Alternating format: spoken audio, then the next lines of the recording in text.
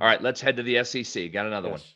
Yep. Speaking of a little bit of a surprise, Kentucky and Florida in this one. We've got Kentucky and Hmm. Florida. Nice win by Florida, Wow. taking out the Utes on the road. Anthony Wow. Richardson announced his Heisman candidacy with Oh, a boom. I mean, he was dynamic, dude, which people have known, but when you see him in a full game situation like that, my he goodness. and quarterback for Florida, if you didn't know that, Yeah. just absolutely dynamic. Great, huge win for Billy Napier in his debut.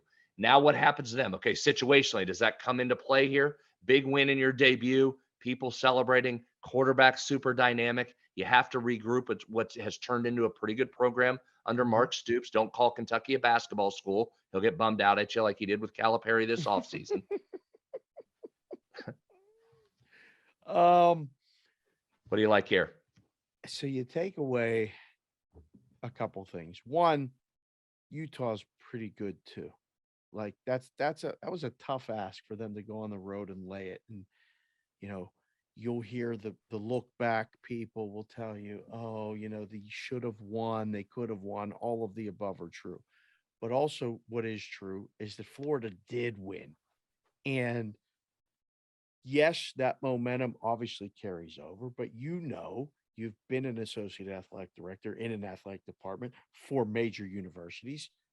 You turn a page and go to the next game.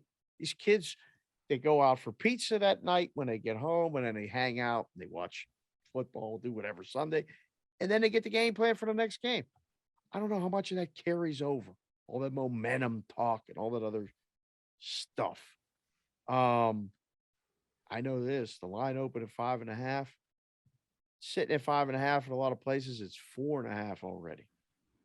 53 or 52 or 51.5. Those numbers are all over the place. This is a good football game.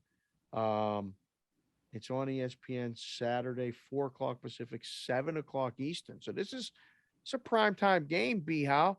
This is going to have prime time action.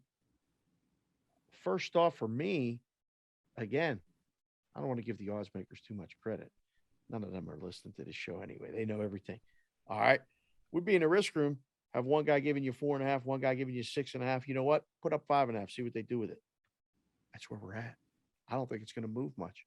We know we can go to 7, get a bet on Kentucky. If we go to 3.5 or 4, boom, here comes the Florida money. Your first thought when you see it? Let me guess.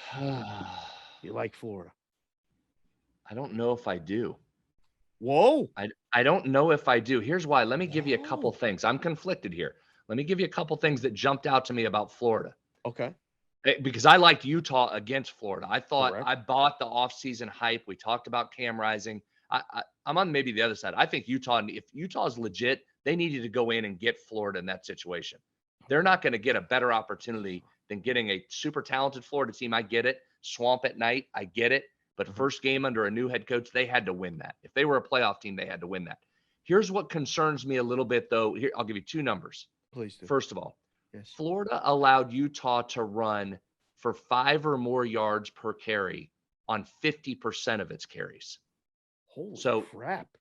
half of the time Utah More rushed than it, they five got yards on a 5 or more carry? yards. Yeah. Now, they're going to get a team in Kentucky who led the SEC in success rate rushing the football last year.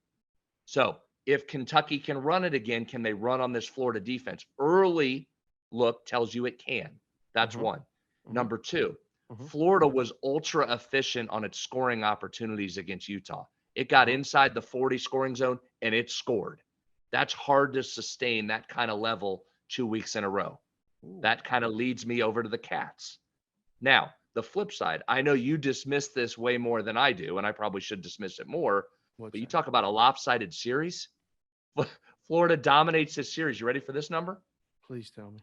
Kentucky has not won 2 in a row against Florida since 76-77. 1976, 77? Yeah. Now they don't play every year in there, but since 1976-77, Kentucky snapped a 31 game Florida winning streak in the series back in Last year, 2018. right? Oh, 2018. Yeah. 2018. Damn. So, I mean, again, does that matter? I don't know if it matters anymore. But the success rate in the scoring zone concerns me if Florida can sustain that. But again, you've got Anthony Richardson. Maybe you can sustain it because he's just so darn dynamic. But I think I'm leaning Kentucky here early in the week again. Right. Disclaimer on Right. every game this week. Early in Right. the week, I think I'm leaning Kentucky. I agree wholeheartedly. Welcome to the dog side. Whoa, All right. uh-oh. You know, it's nice to have you over here once in a while. I like that. Yeah, this is another really interesting football game. I think this will help determine season win bets for both sides. Whoever wins this is likely to go over, especially Florida winning as a dog at home last week, which a lot of people had counted as a loss. Mm-hmm. But I put the glasses on while you were talking because I always keep them close and they look pretty good. But also because a lot of people those are Jess's glasses. You picked those up off the nightstand? Yeah, I did. Oh, But okay. they're not hers, they're mine. A lot of people sorry. saying they're hers. They're not hers, they're mine.